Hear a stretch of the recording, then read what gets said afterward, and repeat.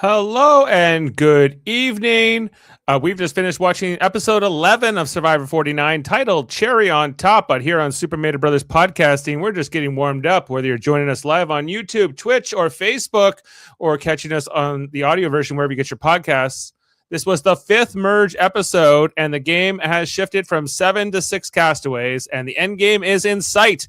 Every move matters, every alliance is tested, and every blindside leaves a scar. Now, here's the guy who watched the game go into overdrive. It's the final 6 fight for position. I'm your host, Dave Mater, and it's a smaller team here tonight, but a power team coming in here. He's here for the competitions, the chaos, and the clutch performances.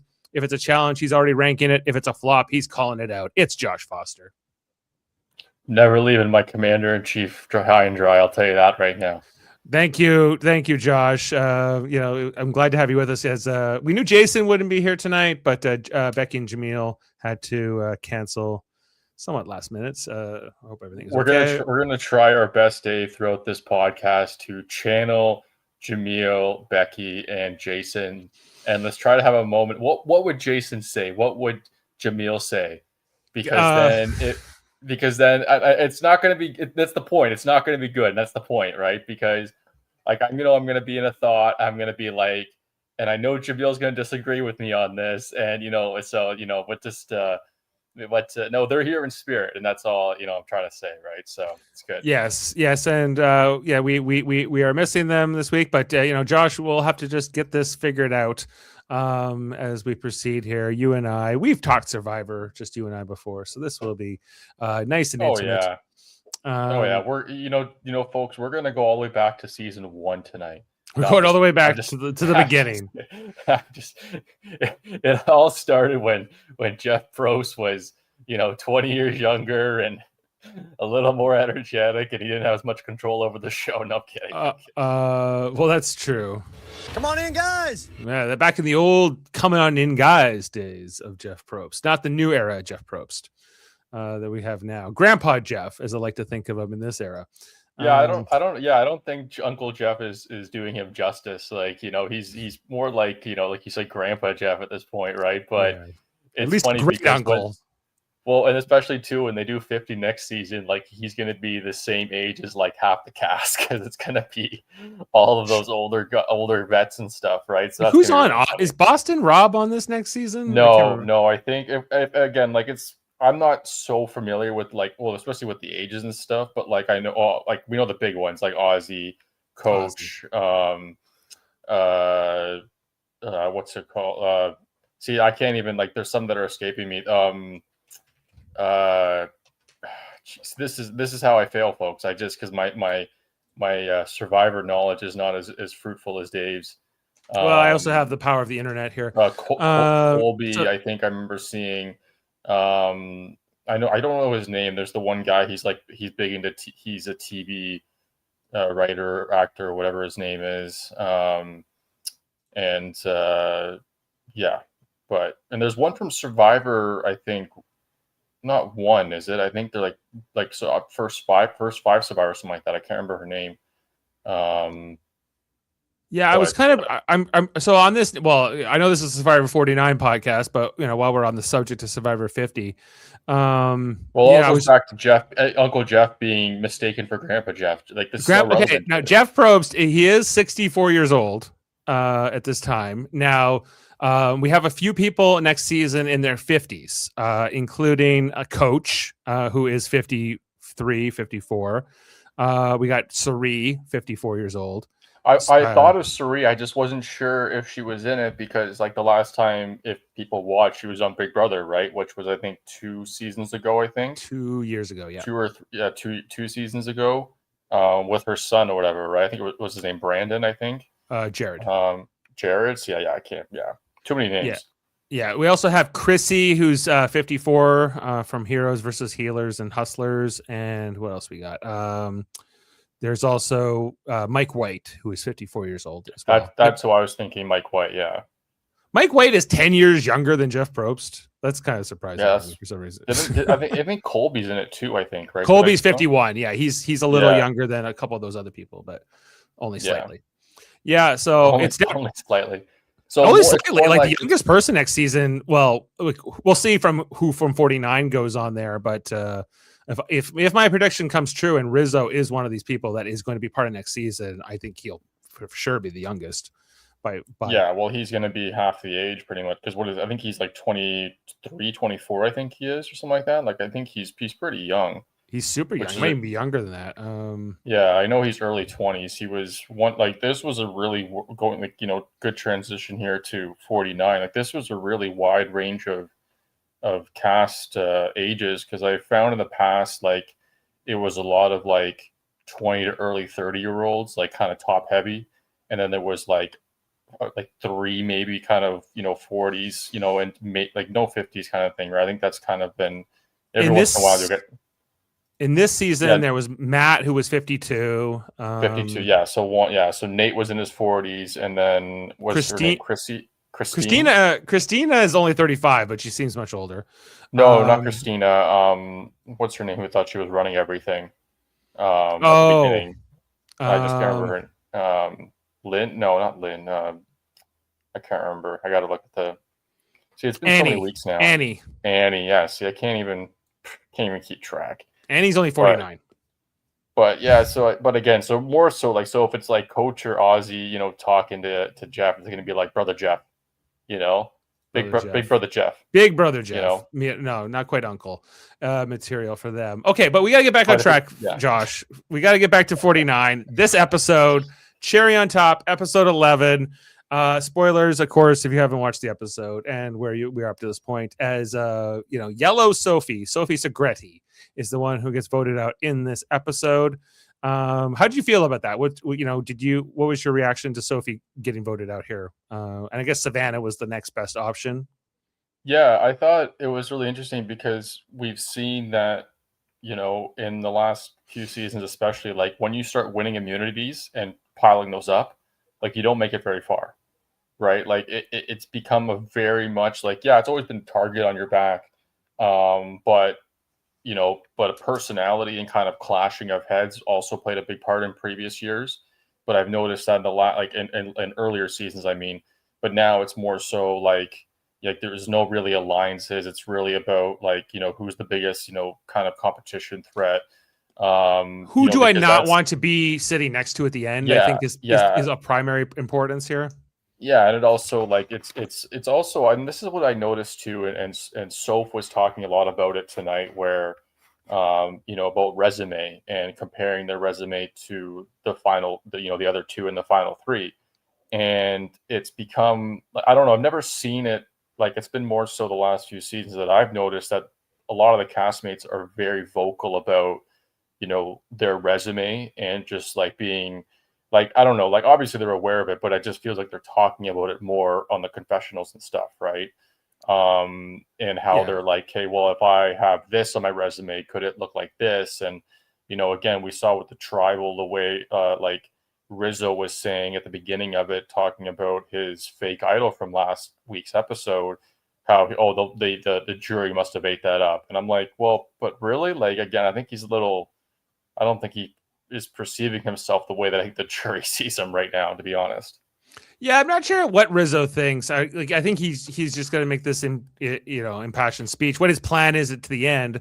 I agree with you that when you rack up these individual immunity wins, obviously it's putting a target on your back. But as Jeff Probst made the case here in Tribal, like only 3 people of this like group of this merged tribe have one individual immunity: Steven, Savannah, and Yellow Sophie.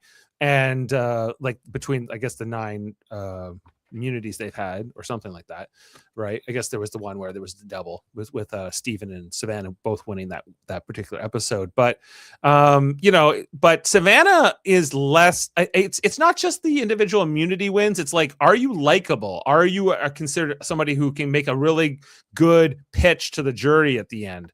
And Yellow Sophie Segretti, she had both going against her here. Right? Like, she just made this big move to get out Jawan. Like, she flipped on, and worked with Rizzo and Savannah and Soph in the previous episode, which was kind of what all the aftermath at the beginning of this episode was. Sage taking it very hard. And ultimately, like Sage was, she had been planning to get out Savannah for a long time. Christina wanted to get Savannah for a long time, but they both end up voting to get Sophie out here instead, because I think they're like, well, but maybe we don't like Savannah personally, or for whatever reason we clash with her on this and that. But like right now, if I want to win $1 million, like, do I want to sit next to Sophie at the end or Savannah? I would much rather sit next to Savannah. Well, and this is probably part of the issue about we keep talking about every episode about how we're not seeing conversations, because they have emphasized showing them talk about, especially Sage, getting out Savannah, and to a little bit lesser extent Rizzo, for a lot of weeks now, and it still has not come to fruition. But like you said, Dave, like, it definitely plays a part to who you're sitting against, not only for your resume, but are you likable, right? When I talked about like clashing and stuff when it came to votes, I wasn't speaking of the final three, right? I was more so in the moment kind of thing, right? Because Sage was very, like, that was her thing tonight. Like, she was very, like, it was more emotional, her vote, getting back at Sophie, right? But you're looking at it kind of on two fronts, and Savannah and Christina are kind of two examples of of the same coin about who you want at the end. On one hand, Savannah may not be likable to the jury, and Christina doesn't really have anything going for her resume wise, whether it's wins, vote, not using the immunity idol correctly, right? So, you want those, people at the end with you to not compete, right? And we didn't see that, like, last season. That wasn't the case. Last season it was like a very strong four, and we kind of came to the conclusion like it was two pairs, and only if whoever was not in the pair in the final three was going to have the best case to win it. This season it's like who am I going to carry along to the end, essentially. So it's a very strong contrast to last season. Yeah, I'm with you a little bit on that. However, like, I agree. To me, like, Christina is the player here in the final seven, now in the final six. That I'm just like, what is your plan, Christina, to win? And I'm pretty much convinced she doesn't have one. She's a very emotional player, different than Sage, who's also an emotional player. But Sage has got more agency. Sage is got a bit more of she seems to be playing the game. Christina is all damage control and sort of impersonal and sort of, we saw how she was kind of expressing her strong dislike for Savannah at the tribal council tonight. Like, it was more like personal, like it wasn't game related. It was, but also, just not, like you said, like there's, like, she hasn't really talked about, how, like, again, with her idol, she was like, oh, this would be good if I did it this way and this way. And like, that was her only kind of move to make, and didn't work out. So now what does she have? Like nothing. She's like basically hoping Steven is going to take her to the end, and she comes second. That seems to be her game plan at the moment. Like, maybe she's going to cut Steven or something, but like that would require. What's her occupation again? Do you remember? Like NBA coach, like, or something. Is it? Yeah, well, because the only reason I bring that up is because, that's fine. It's not. But I know that because when we had, like, kind of, I know we don't do the Big Brother podcast anymore, but I know that from last season Big Brother, the winner was like, she hit herself as a lawyer, right? And Kyle last season won as a lawyer, right? But he also had a very strong resume. And the reason I bring up Big Brother is because, I didn't watch it, and I'll be honest, right? But based on the wins and the kind of resume of accomplishments, right? Like, there was, the other guy, Vinny or whatever, but he didn't have the connections, the personal relationship. Are you talking about Big Brother? Yeah. So what the point I'm trying to make is like, Christina, if she had that kind of sense of like, if I can get to final three and make a strong case, right, at final three, like have a verbally strong case, again, that's the only way she can win right at this point, is what I'm saying. but she doesn't have that, is what I'm saying. Like, this is what Yeah, I'm saying. but That's like the what only. I guess it comes down to the question of like what do we think you need to win at the end, right? Like I guess, is it coming down to how many individual immunities you had?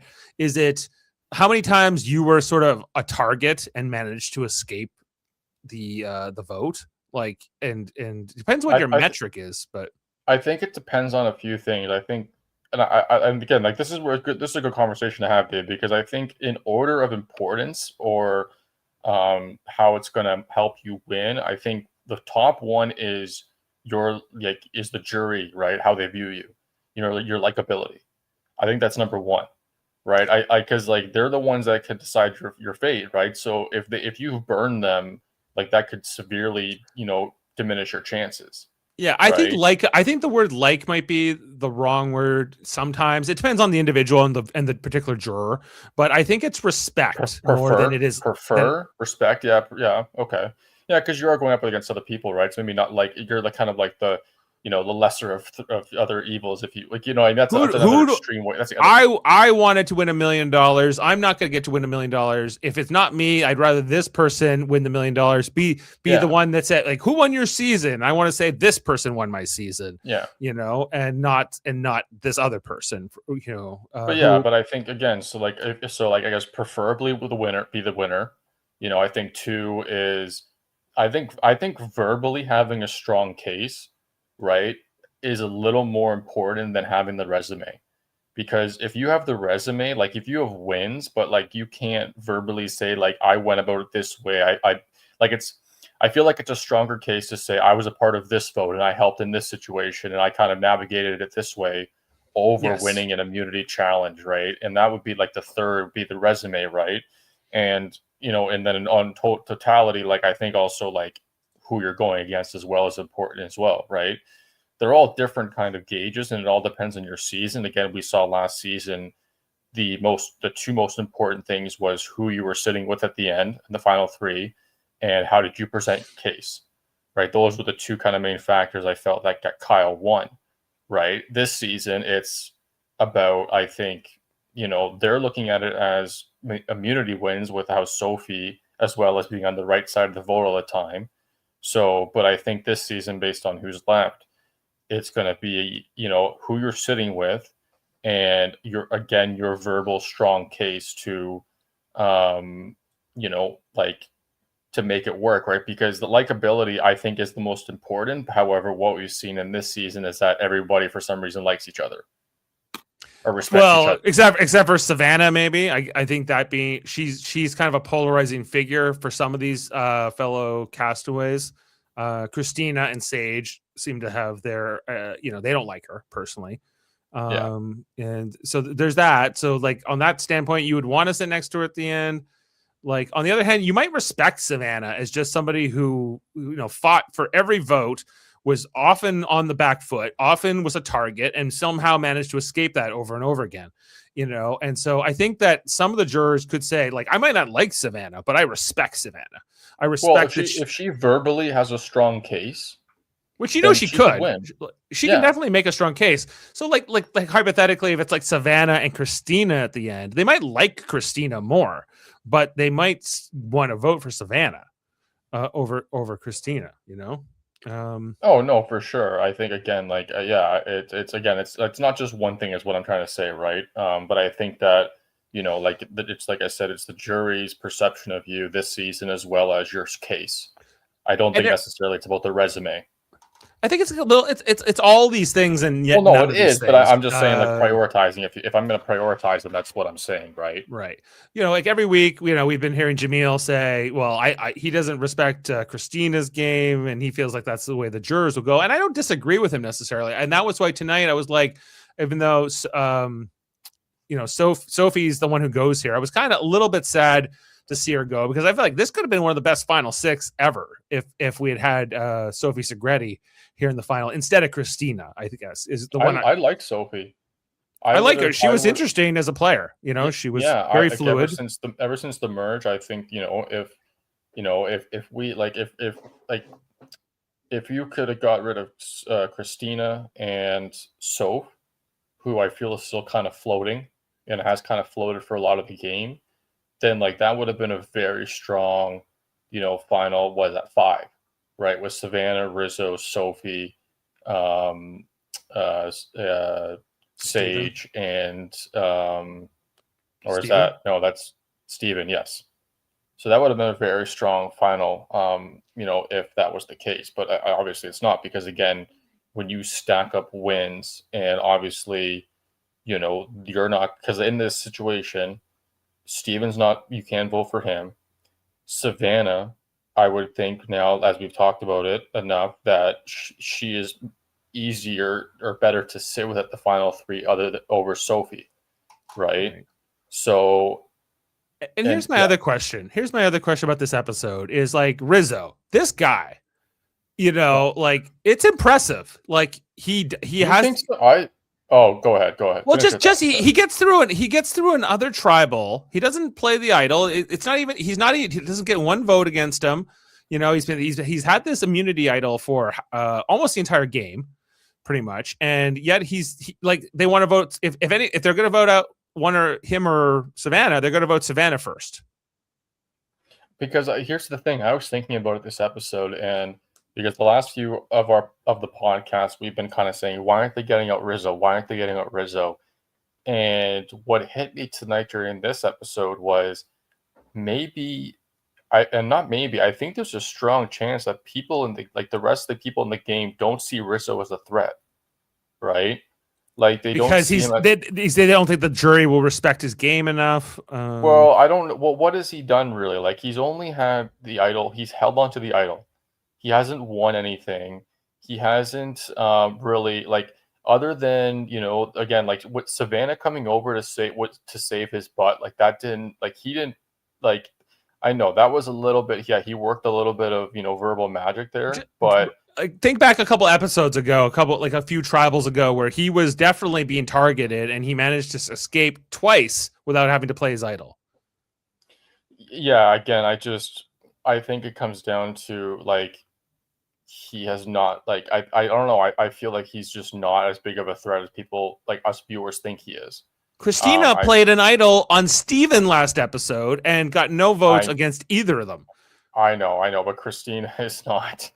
Right. Like, so I think that they'll look at Rizzo as somebody who was willing to roll the dice, willing to take chances, and managed to flip votes when he had no business flipping votes. I think Rizzo does have a case at the end. It may not be as strong as he has a case. I just, in this situation, now we're down to 6, right? Yeah. So in this situation, I would think that Rizzo would have to be going against Christina and probably Sage, like, to be honest, like if he has a chance, like Soph, sorry, that's a better one, not Sage, Soph. He'd have to go in the final 3. No, not Sage, Soph and Christina. I feel like that would be the strongest case because he can't go against Savannah or Steven. They both have 2 immunity wins. Sage, I think it's kind of a really kind of tie there between him and Rizzo.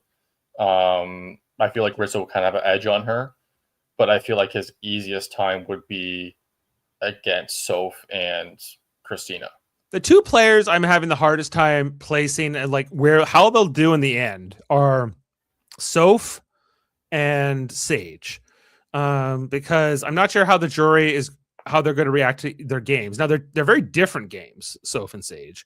So maybe let's start on Soph. Soph has been like the number 3 of this trio with Rizzo and Savannah, and if those 3 are the final 3, then I think that Soph is probably the 3rd place.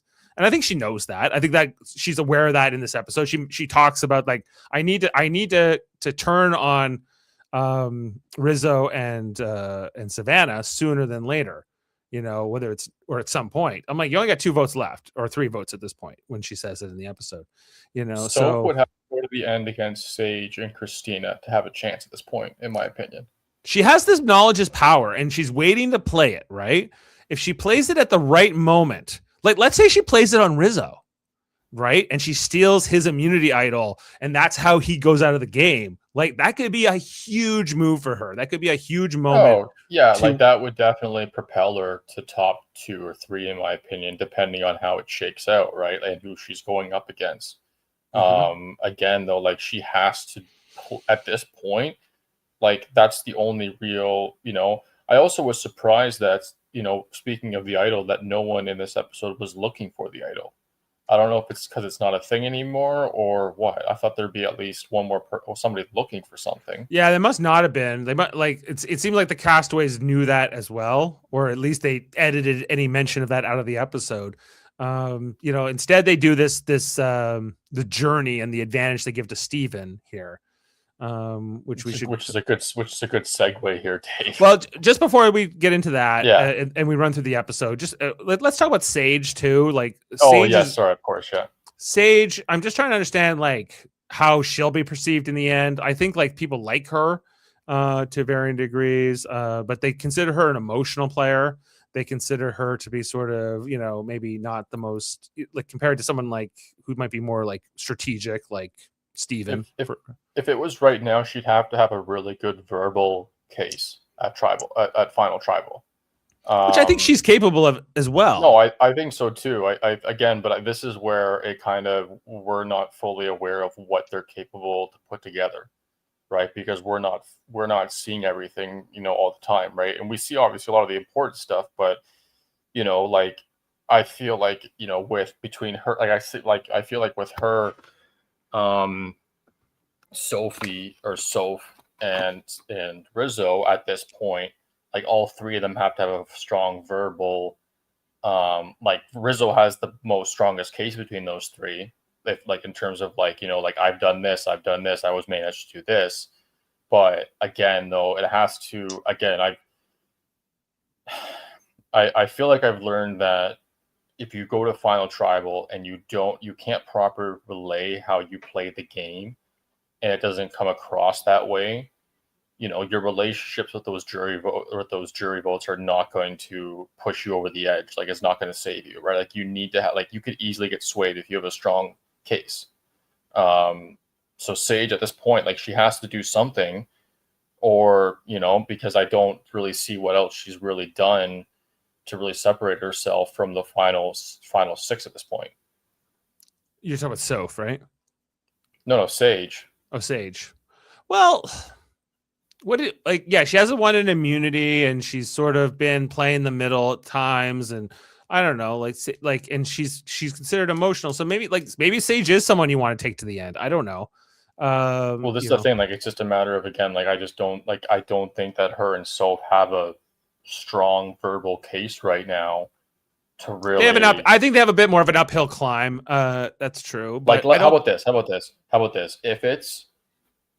If it's like, so I think it's kind of split into 2 3s, right? So in the bottom right now, if it was Sage, Soph, and Christina at final 3. Yeah, of the final 6, you're putting them at the bottom of your power ranking. Yeah. But let's just say those 3 make the final because they're the closest together, if you will. Who would you give the vote to? If I had to pick one, if I had to vote for one of them to win at the end? Yeah. Like right now, based on right now, not like obviously we don't know the rest of it, but like based right now. Soph. You say Soph? Yeah. I'd probably say Sage. Yeah. It's tough though. It's tough. Like, and the reason is, like, for me personally, I feel like you kind of alluded to earlier, Soph is playing kind of that like extra number, that third, not really driving conversations. But she's a survivor. That's what I was gonna say. But she has had the toughest battle, though. That she's the only, like, she's the last person standing from the blue tribe. She was, after her tribe got decimated, like, she did much better than Alex in comparison of like making herself useful to a new coalition, of embedding herself in with this new alliance. Like, she picked up the pieces much better. And has endured, and so I think she still has more of a case. Sage has been more of like a wrecking ball type of a player, very emotional, very personal. Which sometimes works for her and sometimes works against her. She's been a very entertaining character on the show, so I think that like, if you're one of these jurors, I think it's not. it depends what you go for and what's your motivating factor. And Like what? again, this is where I think between those three, it's like the strongest case, not resume, because there's not really a resume to necessarily lean on for those three. Is what I'm saying. Not for those three so much. Like not like Yeah. I can't say like I want all these immunities or I was on like Soph. I think has the best case of being like on the right side of the vote the most often, right? So that's why. But if we're talking like a resume, like you said, it's in my opinion, it's immunity wins, advantages, and big moves, right? Essentially, right, in terms of like making those good, like making successful decisions throughout those three things. Yeah, and I'm with you. Like I think that there's still, but I think there's still this like potential for Soph to use her knowledge as power advantage at the right time, at the right moment, and something can blow up here. I don't see a big moment like that coming for Christina or Sage necessarily. Just because we already know Soph has this advantage, and they've been setting it up for many episodes, like that she has this. She hasn't told anyone, to her credit, which is impressive. Which in Survivor, that's a really good thing point too, Dave, because that to me holds a lot of weight with the jury. If you can hold on to something and nobody or only one of the person knows, maybe they're on the jury, but nobody else knew about something, and like that holds a lot of weight in my opinion as well. I think it's just impressive. You're out there for like days and days. You have most of the time you're just bored, hanging out, just sitting around, just looking for stuff to talk about. And I think that's a big reason. A lot of time these like these secrets, these advantages, like just come out because people are just like run out of shit to talk about, and they're like, I don't know, I got a thing, maybe I can build some trust, like whatever that means. From outside the Big Brother house, sorry. I'm Julie Chen Moonves. Love one another. Well, I hit the key there. Sorry. Didn't mean to throw you off there. It's okay. It's okay. Anyway, do you want to break down the episode? Yeah, let's do it. Let's do it. Yes. So everything at the beginning of the episode, coming off the previous tribal where Jawan got voted out, and how upset Sage was, particularly with Sophie Segretti here. We saw her. Well, it was funny too because Sage said it best. She's like, Sophie's frustrated at me because I'm frustrated at her. It's like, but I also think that like what Sophie was saying was like not a good valid reason. Like she's like, oh, Jawan was a threat. And all. I'm like, I don't think that's a very logical reason to explain to Sage why you voted out Jawan.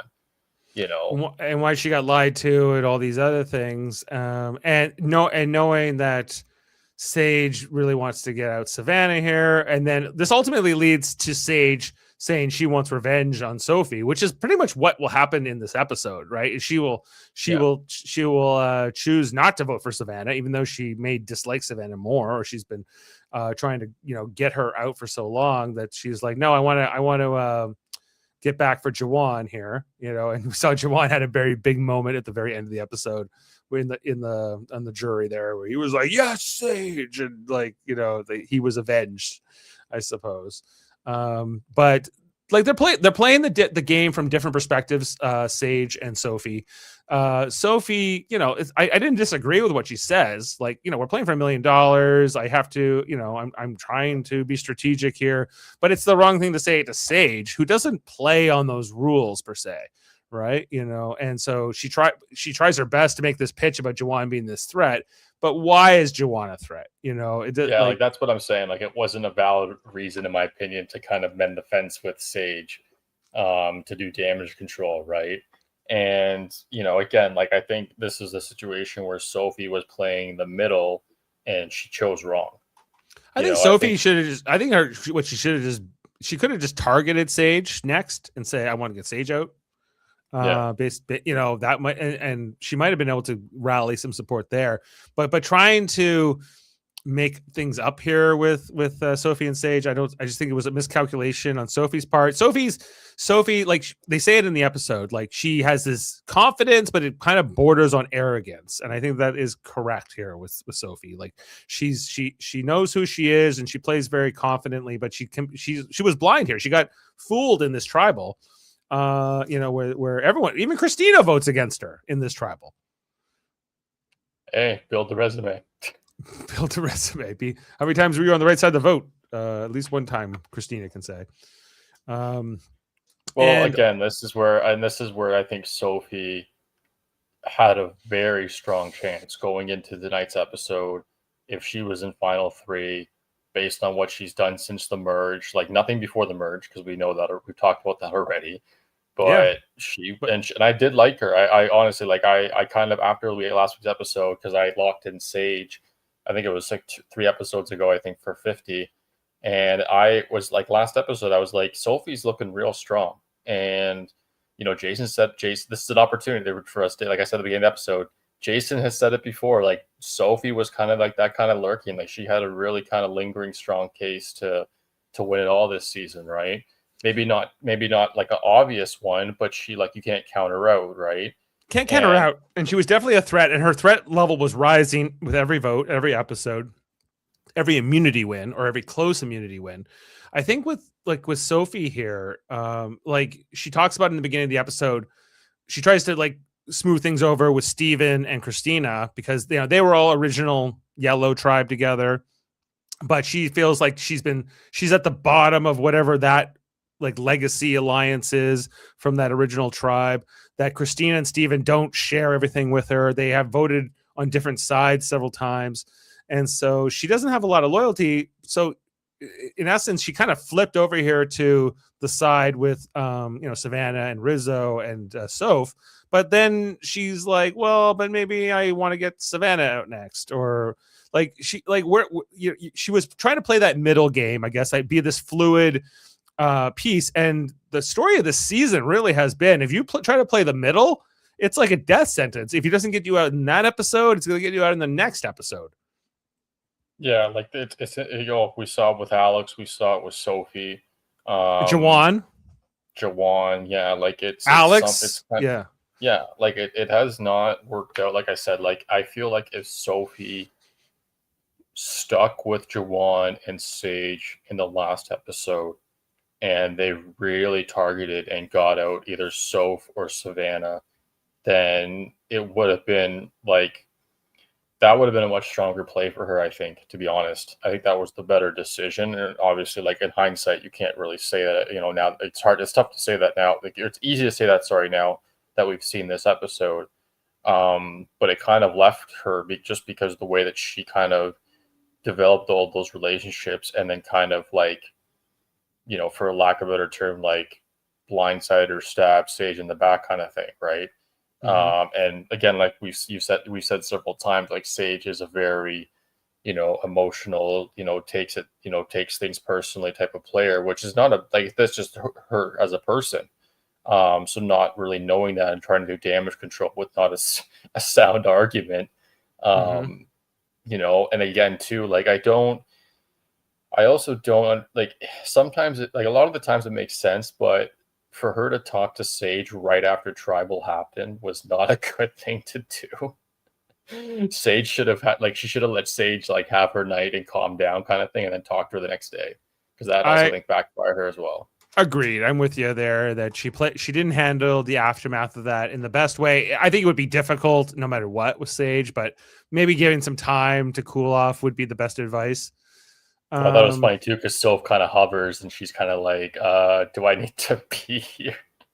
And it was one of those situations where I was like, because it's dark, and I'm like, do they even know she's there? They're just, you know what I mean? Because I've seen in episodes past where like they can hide in the dark or whatever, right? And because you don't really know how what we see is like, it's illuminated by the cameras, but them seeing each other, how does that play out, right? So yeah, it's always a little deceiving because we're seeing like night vision, and it's not quite how it feels there in the moment. Yeah, but I thought it was kind of funny because Soph kind of all of a sudden pops out. She kind of just hovers and she's like, what do I do? They're like, okay. Be here. But really, did Soph need to be there for that conversation? No. Probably not. But no, it was in my opinion kind of irrelevant or redundant, if you will, right? Didn't really make either. It didn't make any difference, right? Because this is where Soph was like, again, this is where so many times this season, and Soph was the prime example of this episode where she's like, I should go after Savannah. I should go after.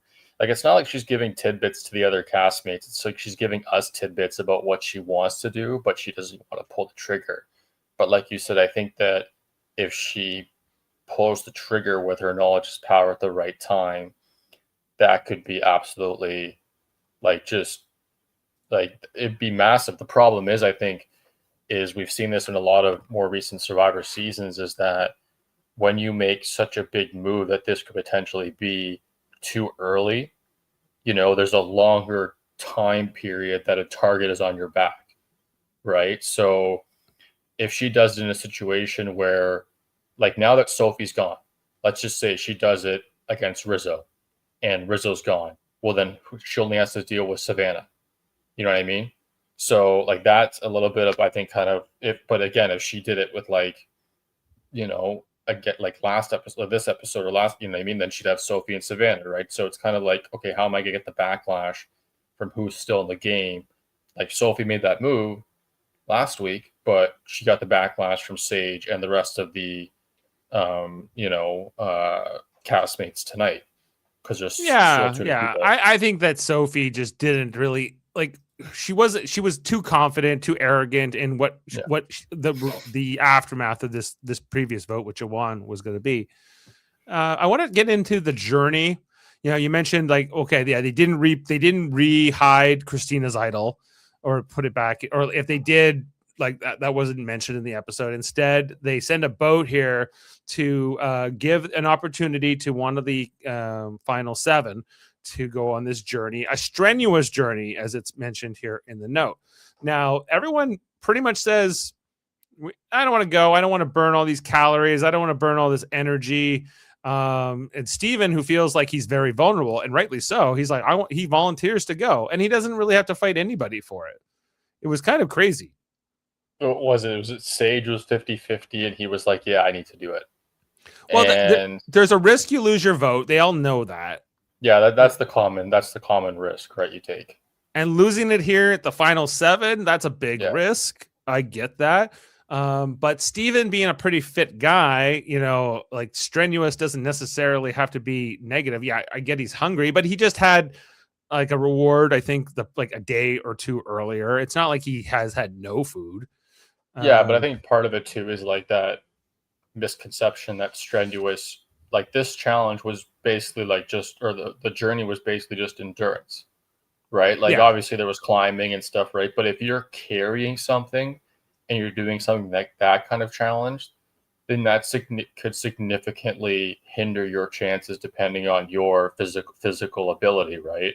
Absolutely. Now, So so first of all, I like the journey. I like the going around the entire island. From what it looked like, it wasn't easy. Like it was a lot of terrain changes. Yeah, you couldn't walk. It pretty much required you to have to kind of run as much as you could. You had to like climb over these big obstacles. Like so of the final 7, obviously Steven was able to do it. You had to get back in time before this pot would drop into the ocean. He kills it, in my opinion. I think he said it was so close. He was so. I don't think it was that close. I think he did it with time. Based on the tide and where the bag was, because it would have to hit. There was a lot of room between the top of the bag and the post. Yeah, it's hard for us to be 100% sure how much time he had left there, but it seemed like it was not that little. I think like what they probably wanted was that thing to almost get to the top, which is when it would have dropped in, right? And it was like a good, I don't know, 3 feet from hitting the top. Yeah, before it seemed like a lot, right? So I think that but here's the thing, like out of all of those 7, he definitely had the best chance to have, like, if they all did it, he would have had the best time. Right. But who would not have been able to do it? Probably Christina. I feel like Savannah and Soph may have a problem. And the reason I say Savannah and Soph is honestly because of some of the obstacles that he had to take over, right? In terms of like the heights differences and stuff. Like Steven was like jumping. He was like, like leaping across some of these, like terrains and stuff, right? Some of the rocks and stuff, right? Yeah. So I feel like it's not like they couldn't do it. I felt like could have been harder for someone like Soph and Savannah, who are smaller, to get it done. Yeah. I think Savannah would have done better than Soph. Oh yeah, I think so too. I'm just saying like that.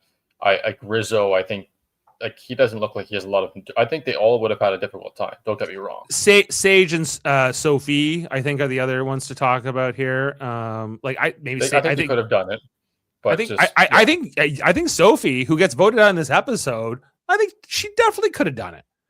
Yeah, I think so too. Yeah.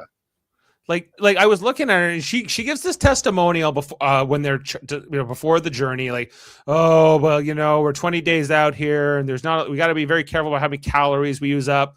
Like let's face it here, Steven went on the journey. He did the friggin' marathon around the island. He got all the clues. He did the thing, and then he still wins individual immunity.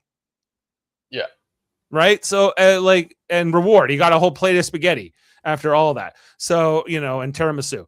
So it's not like Steven, the investment was worth it for Steven here. Yeah. He risked his vote, but he got an advantage. Then he gets immunity, and he gets the food. There was just everything was coming up Steven in this episode. So good on him. Big turnaround. It was really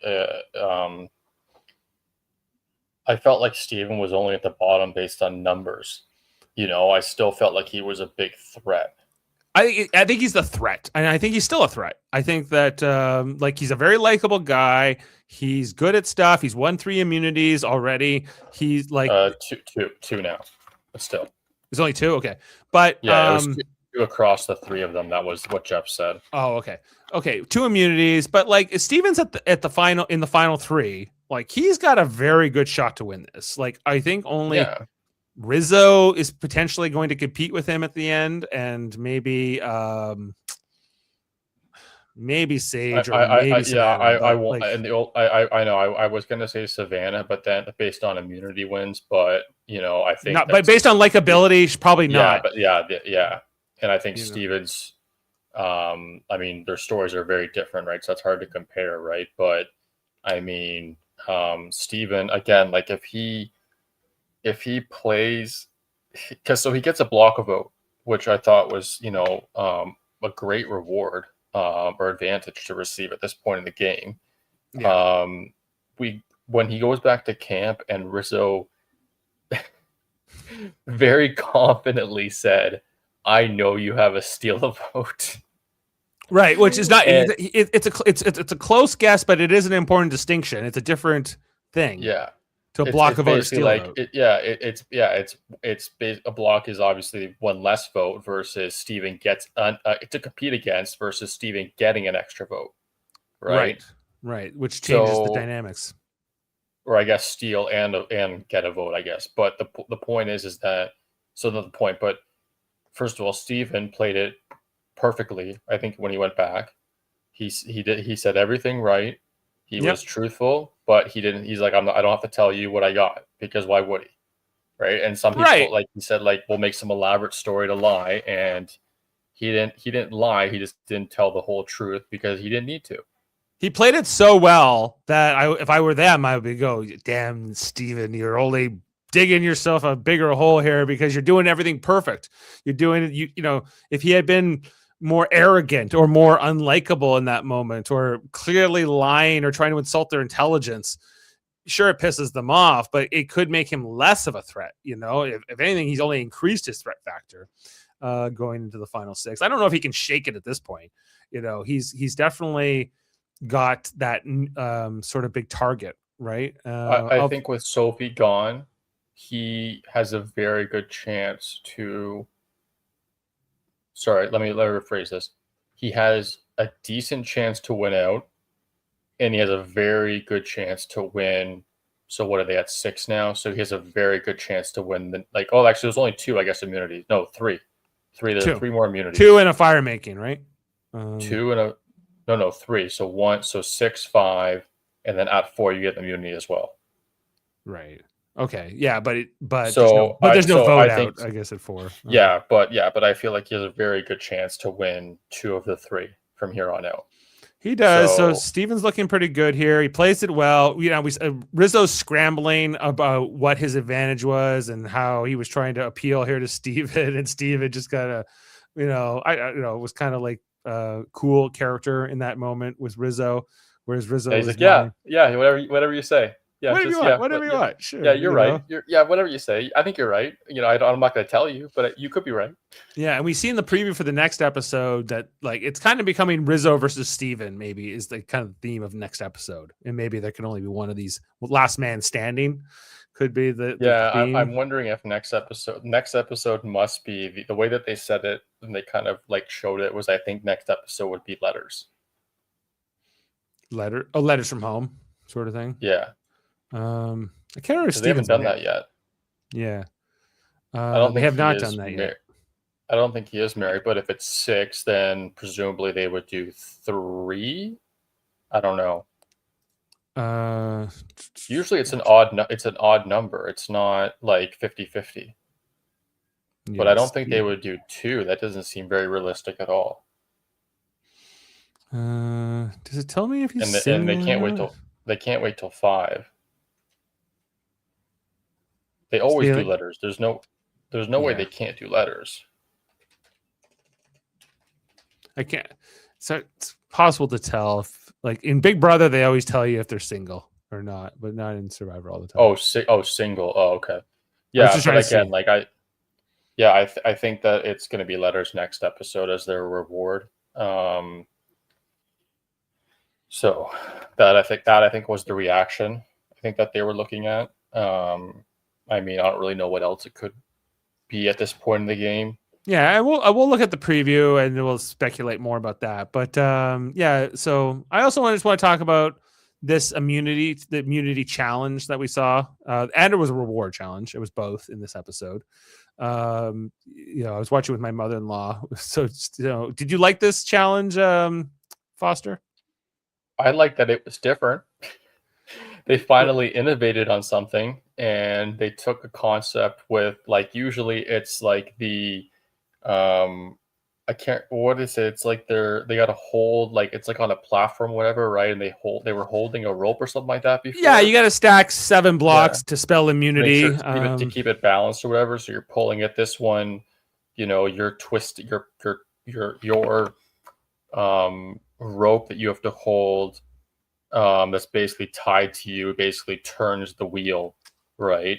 Which, from what it looked like compared to other ones they've done, it looked like it was easy, or I guess you could say, not easy. I kind of hesitated there but again, though, like what we've seen in the past, like the last one we saw, again, I can't remember exactly, but it was like the blocks were on a balancing like path. Yeah, usually it's like you have to like kind of move back on this thing. It's more like a balance on like a pivot than this. And this was that, like a spinning.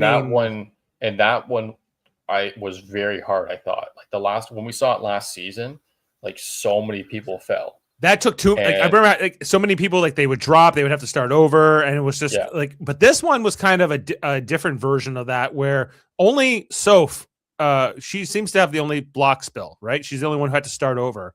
And everyone else, like Steven, just kind of powered through the challenge, never looked back. Well, if you go at the right pace, which Steven did, and even like Savannah and Sage did as well, they just weren't as fast.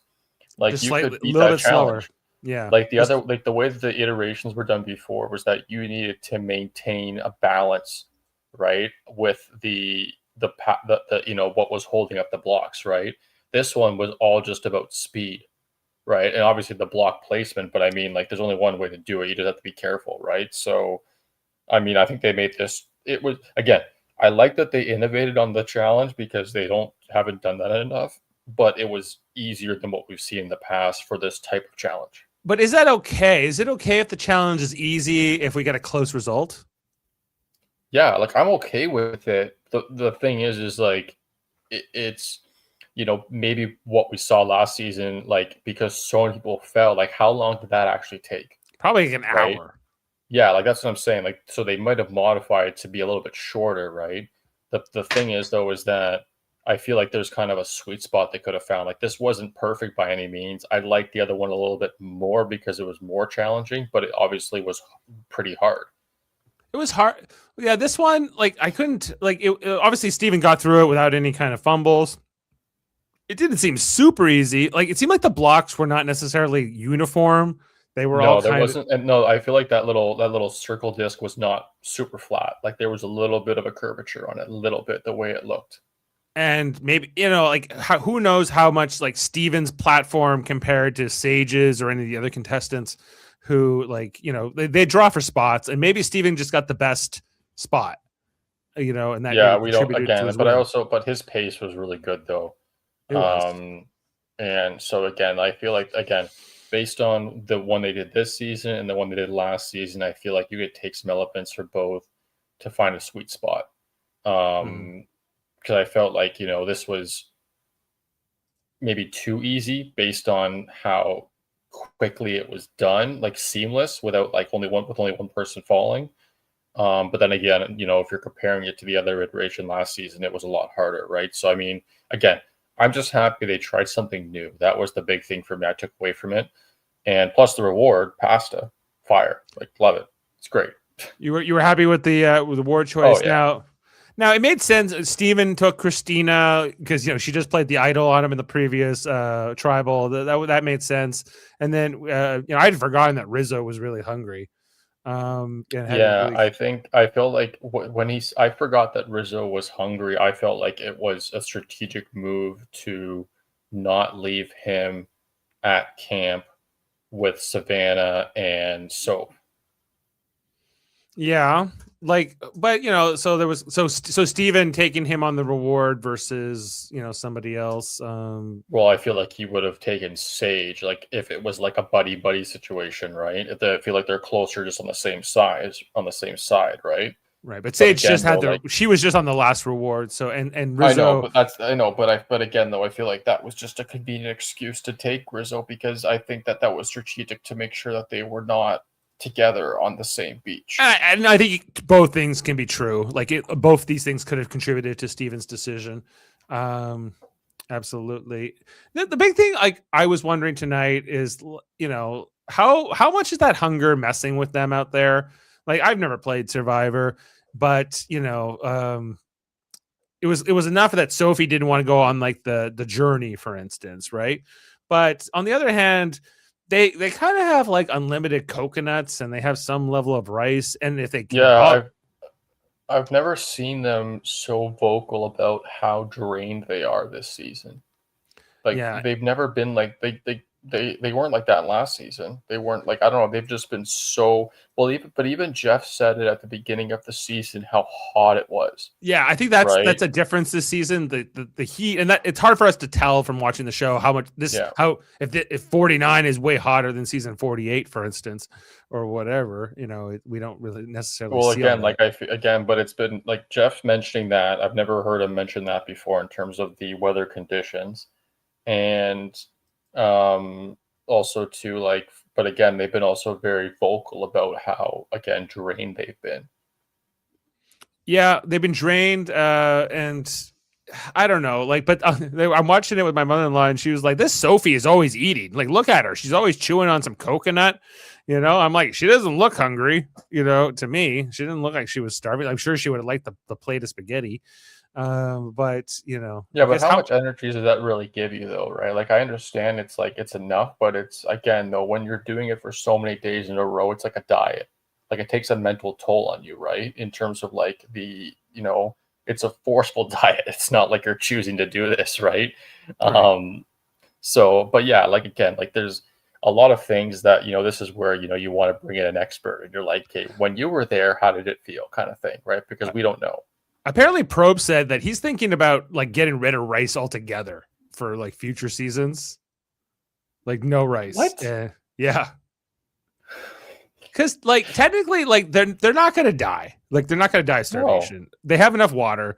It's just like, but like when you're used to eating 3 meals a day and you're used to like a certain level of caloric intake, and when that's just taken away from you, and then you're dealing with the heat, you're sleeping outside, blah blah blah.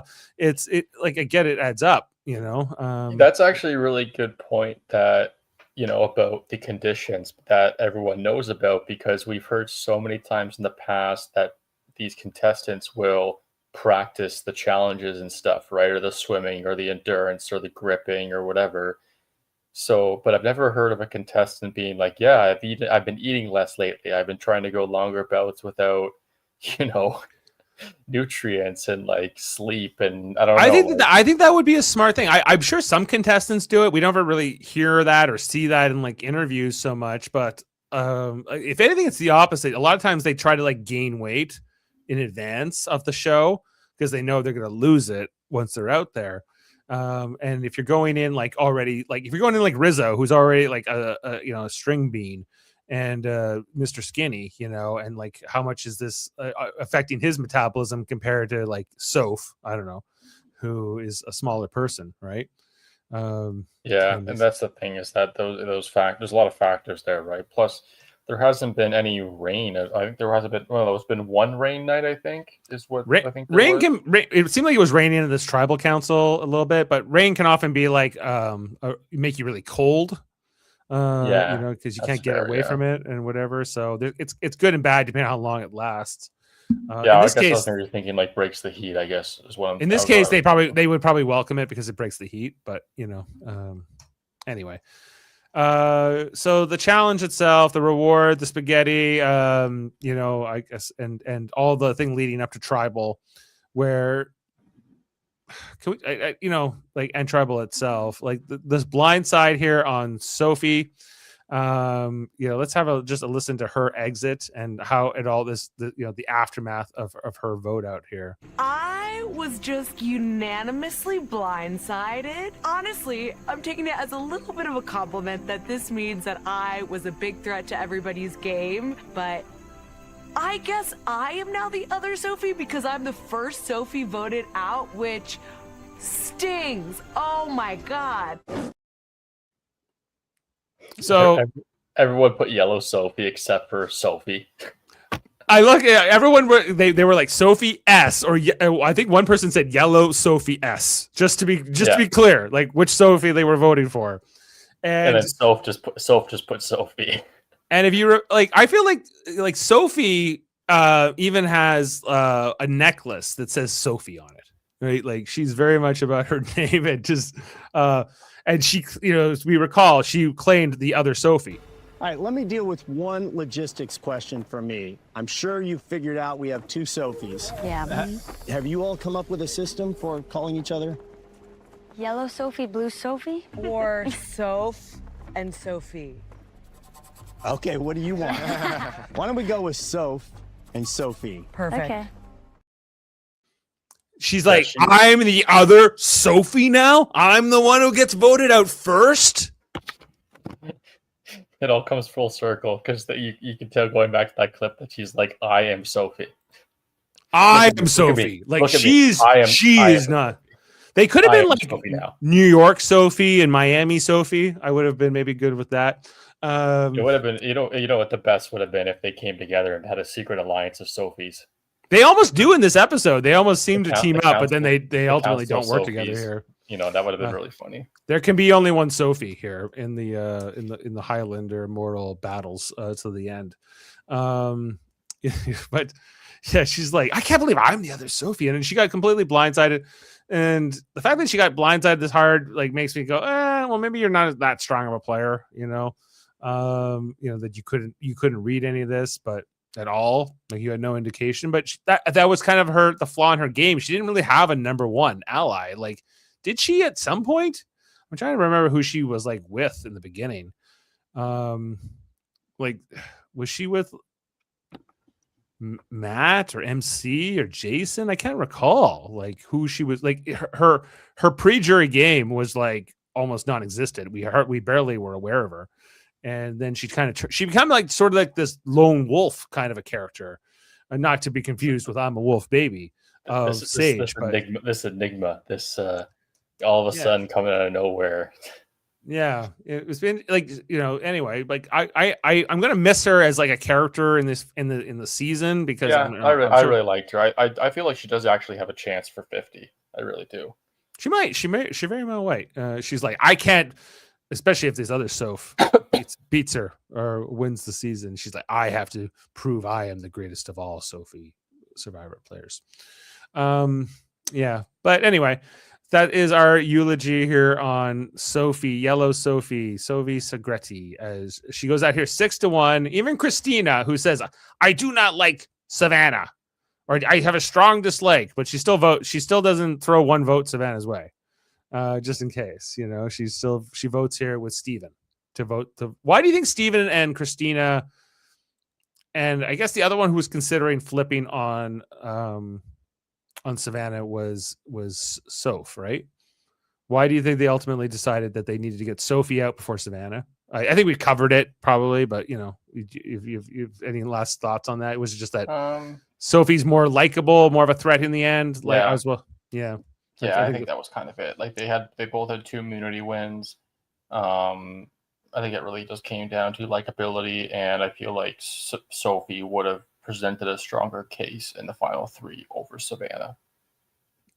Yeah. I think we all have that planned out. Okay, well, let's just have a look ahead to episode 12. I guess this will be the second to last episode of the season.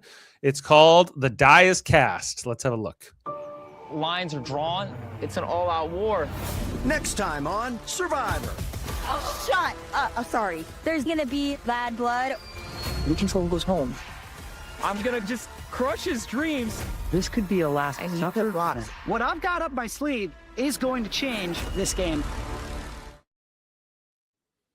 Yeah, So- the tier in Sage's eye pretty much tells me it's the bad blood. Like that's 100% letters. That's letters, and maybe they don't all get letters. Is that what's happening? Yeah, there's no here? way they all get. Yeah, well, that's usually the case, right? But Mhm. yeah, I think that's what it is, to be honest. And then, like you alluded to earlier, it's basically Steven versus Rizzo right now. That's how it feels like. That will be like the theme of the next episode. Like they talk about the Last Supper, and we get to decide who comes out. He's making the L symbol to Savannah.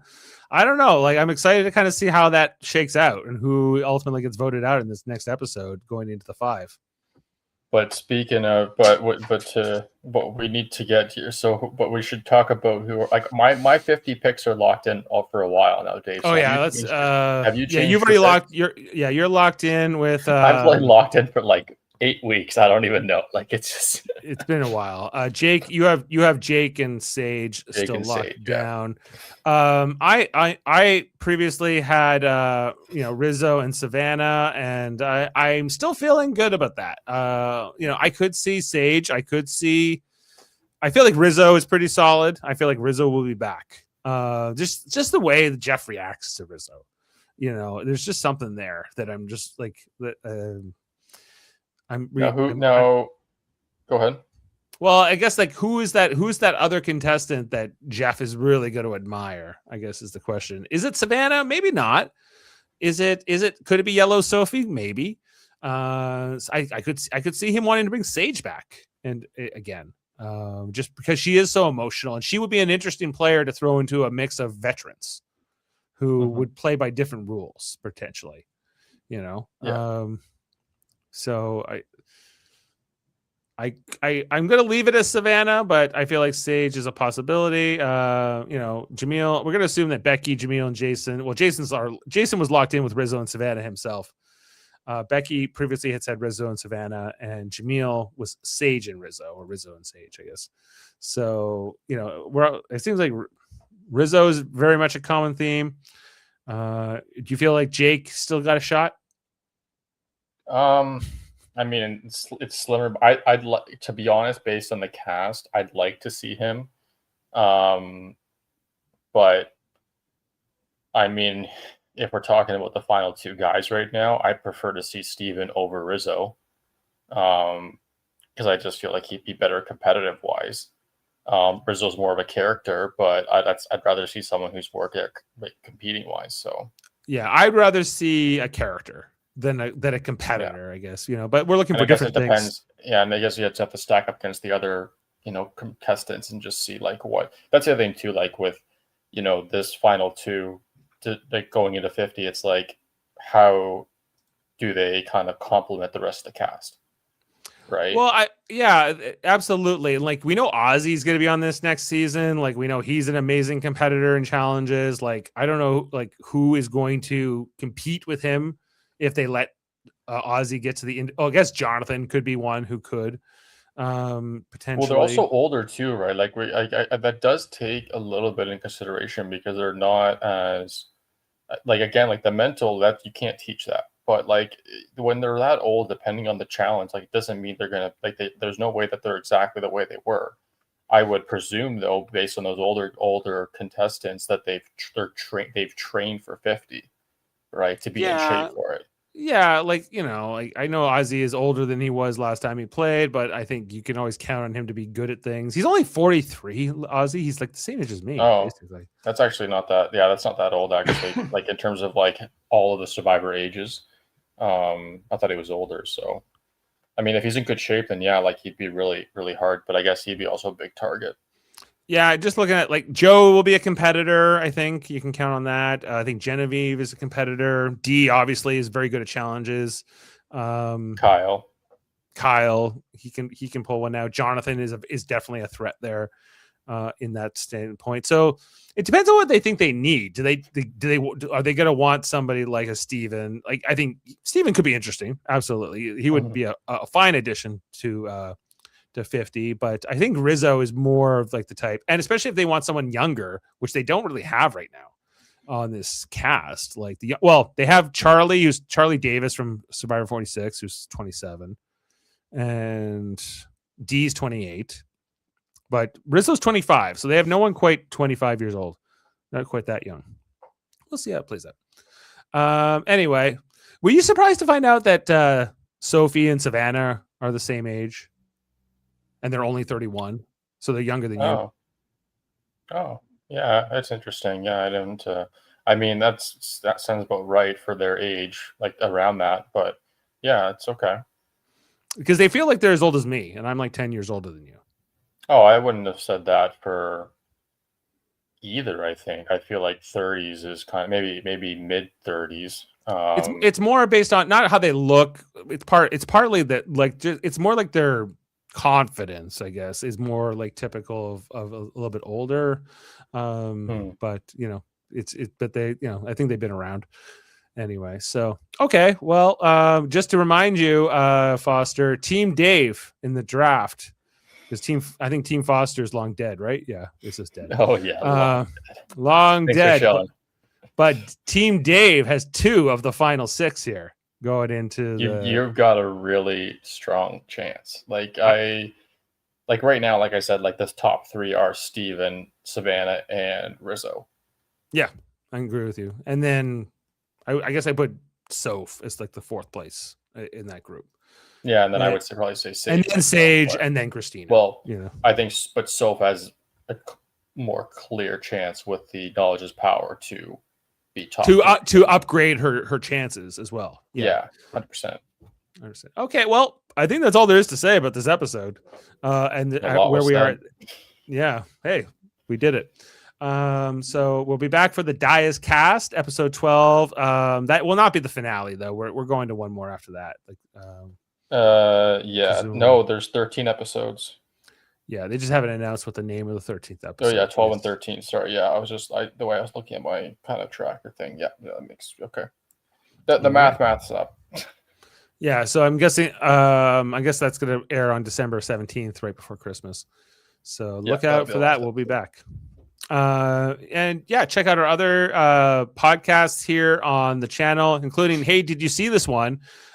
Jason R. Phillips was on tonight with Stephen Waters. They're talking about Silent Night, Deadly Night Part 2, which I think is a travesty. They should be covering Part 1, which Stephen doesn't think is a very good movie. But I say that's the whole point.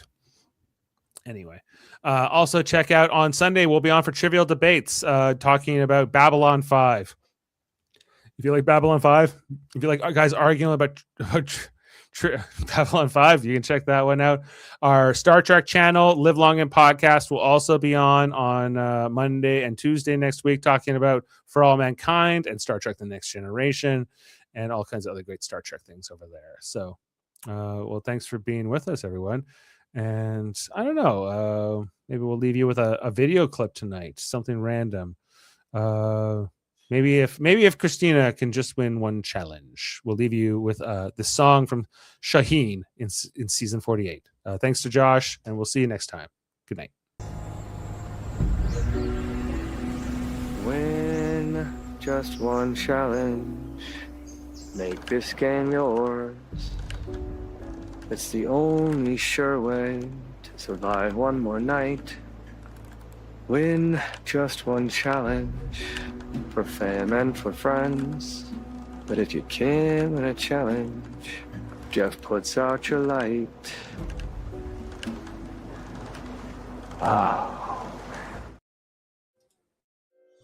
Beam up some Star Trek content with Live Long and Podcast.